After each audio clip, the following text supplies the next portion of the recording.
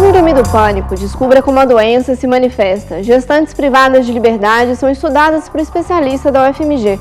E ainda hoje, lei de acesso à informação e o Fica a Dica sobre organização financeira. É agora no Circuito UFMG.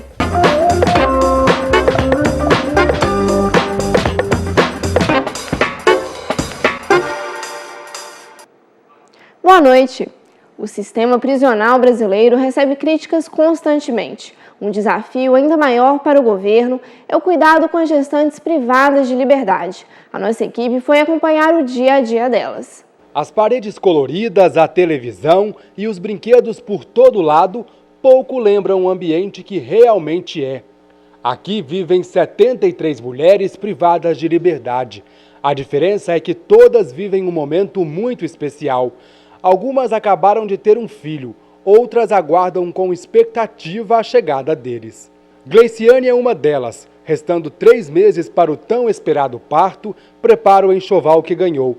Agradece todos os dias a chance de ter a criança aqui, em um espaço mais digno. Pois se eu ganhar aqui, pelo menos eu vou estar perto do meu filho, né? Eu vou estar com ele, que eu posso dar banho de sono na minha criança. Aqui a gente não fica o tempo todo atrás de grade, o chuveiro aqui é quente, entendeu? Então aqui é bem tranquilo. A gestação não é novidade para ela. Este será o 3º filho. Mas aqui ela teve a chance de pensar melhor sobre o papel de mãe. Aqui a gente tem que estar o tempo todo com as crianças, tem a amamentação, tem os horários da papinha. E na rua a gente não é assim, né? Dá comida, ó, que os meninos pedem. E isso está me ensinando mais a ser uma mãe mais dedicada. Esse é, inclusive, um dos objetivos do trabalho realizado pela equipe de médicos, psicólogos e assistentes sociais. Que geralmente elas chegam aqui, têm vários filhos e não criam essas crianças, né? Então aí é esse saber cuidar das crianças aqui dentro do centro de referência, é isso que a gente busca. Aqui ninguém tem vida fácil. São as próprias detentas quem arrumam os quartos, varrem os espaços de convivência, lavam as roupas e ajudam a cuidar das crianças. A gente tem um acompanhamento com o pessoal do psicólogo, do assistente social, tem o dentista, tem o pessoal da enfermagem, que sempre dá assistência necessária para elas. Os filhos ficam com as mães até completarem 1 ano. Depois são encaminhados para a família. O que a gente procura sempre fazer é aquela mãe, aquela família que vai pegar a criança que sempre mora mais perto, sempre vem estar visitando para, né, ter aquele costume, né? A criança acostumar com aquela família que vai estar pegando. O máximo que a gente consegue fazer é isso. Né? A família que está lá pegando a guarda sempre vem aos domingos fazer a visita para que aquela criança se apegue a ela. Luciana chegou aqui há 8 meses. A filha nasceu há 4. Poder cuidar dela tem sido um alívio. Logo deve ser terrível, né? Eu não tive essa experiência, mas por eu pensar assim, né, deve ser horrível. Logo que nasceu, o filho já tirar, assim, né?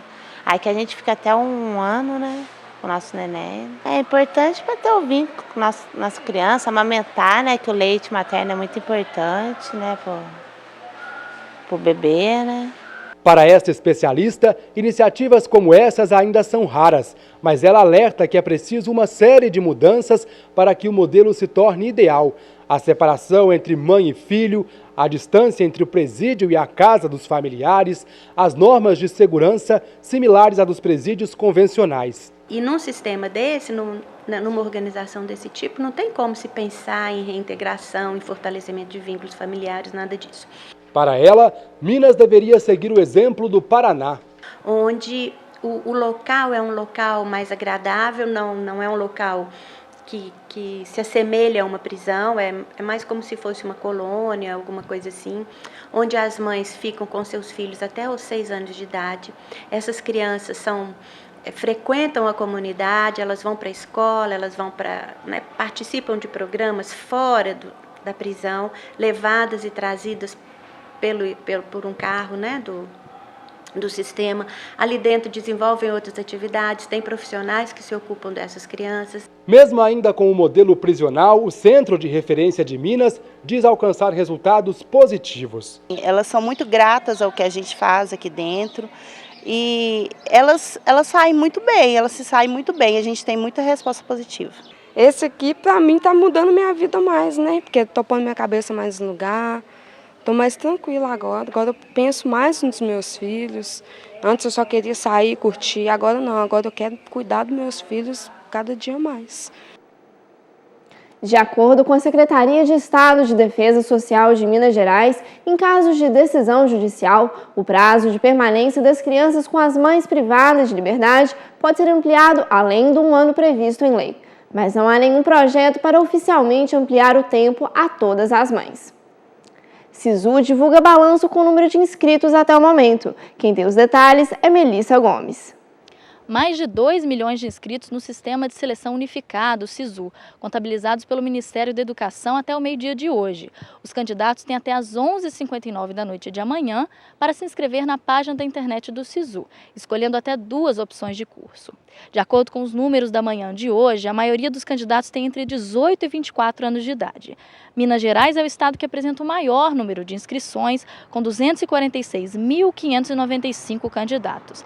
Em segundo lugar está o estado de São Paulo, com 239.717 inscritos. O Rio de Janeiro aparece em terceiro, com 191.413, seguido da Bahia, com 159.389, e do Ceará, que tem 153.723 inscritos. Os estudantes serão selecionados pelas notas obtidas na edição de 2013 do Exame Nacional do Ensino Médio, Enem. Vale lembrar que quem tiver zerado a prova de redação fica impedido de se inscrever no SISU. Nessa primeira edição de 2014 serão oferecidas 171.401 vagas em 4.723 cursos em 115 instituições públicas de ensino superior. Ao longo do período de inscrições, que se encerra amanhã, as notas de corte e a classificação parcial dos candidatos estão disponíveis online para consulta a qualquer hora do dia no site do SISU. Melissa Gomes para o Circuito FMG. No Fica a Dica dessa semana, recomendações para organizar a vida financeira. Hoje a dica é sobre as compras.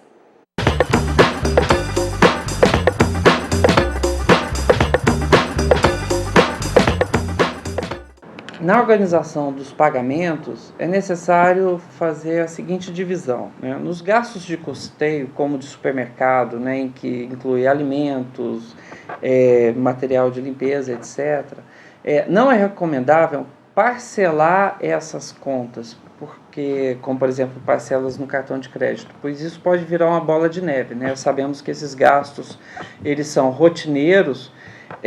Então é recomendável que se pague no mês as despesas referentes a ele. Já nos bens duráveis, o raciocínio é diferente, pois muitas vezes o mercado não oferece descontos consideráveis e, por outro lado, oferece um parcelamento razoável.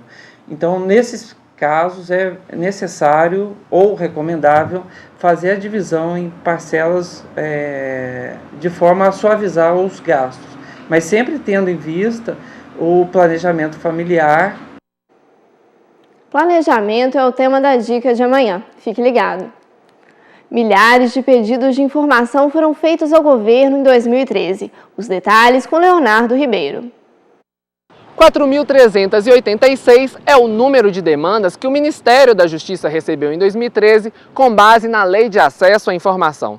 De acordo com a lei, todo cidadão tem direito a receber informações solicitadas de órgãos públicos em até 20 dias. No ano passado, os temas mais solicitados foram sobre apreensões e políticas de prevenção às drogas, naturalização e estrangeiros e localização de terras indígenas. Para fazer a sua solicitação de informações de órgãos públicos, basta acessar o site acessoinformação.gov.br/sistema e fazer o seu cadastro.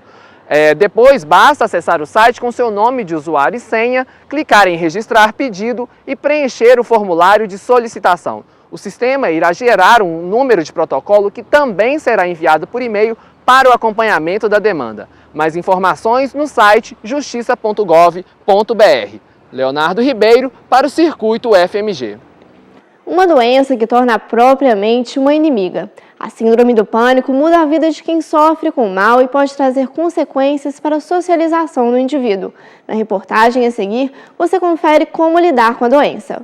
Um mal-estar interior que é uma coisa impressionante. A sensação que você tem que o seu interior está desabando. Sabe como que se você não tiver essa parte de fora, que você realmente você vai cair, que você não vai aguentar aquilo. É uma sensação horrível. Momentos de angústia vividos por esta artesã que sofre com a síndrome do pânico. Eu cheguei no banheiro e não tinha sangue no rosto. O rosto estava absolutamente pálido. Levei maior susto quando eu cheguei no banheiro e vi o meu aspecto. E aí veio aquela sensação de mal-estar que eu ia cair. Não, a sensação era que eu ia morrer mesmo. Aí eu liguei para o meu filho, ele veio, me buscou e me levou para o hospital, no Semper. Chegou lá, eles fizeram 19 exames. Eletros, exame de sangue, tudo que você possa imaginar eles fizeram. Não tinha nada. A síndrome do pânico é um transtorno mental que é causado por uma diminuição do nível de desencadeamento de um sistema cerebral que chama amígdala e faz com que as pessoas sintam ansiedade com coisas que normalmente não trariam ansiedade para ela. Os sintomas que caracterizam a síndrome do pânico é a questão do aparecimento de crise de pânico, e aí a crise de pânico é um momento de ansiedade muito intensa, seguido por uma sensação de morte iminente, um sintoma que a gente chama de desrealização e despersonificação, que é como se a pessoa achasse, tivesse a sensação que morreu ou que deixou de existir. Tá? A crise de pânico é uma coisa tão intensa que acaba levando as pessoas a procurar ajuda numa urgência, achando que está tendo um infarto, ou que está morrendo, ou que está tendo um problema. Tá? Normalmente elas recebem um tratamento para diminuir a ansiedade e isso melhora.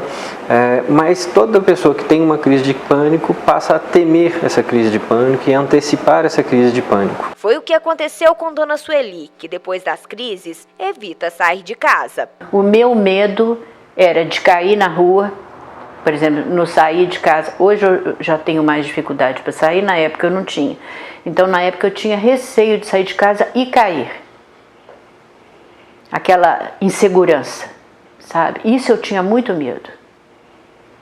Então isso me diminuiu muito minhas saídas e tudo. Mas, de acordo com o psiquiatra, é contra esses medos que os pacientes devem lutar. As coisas que essa pessoa vai fazer para não ter mais crise de pânico. Né?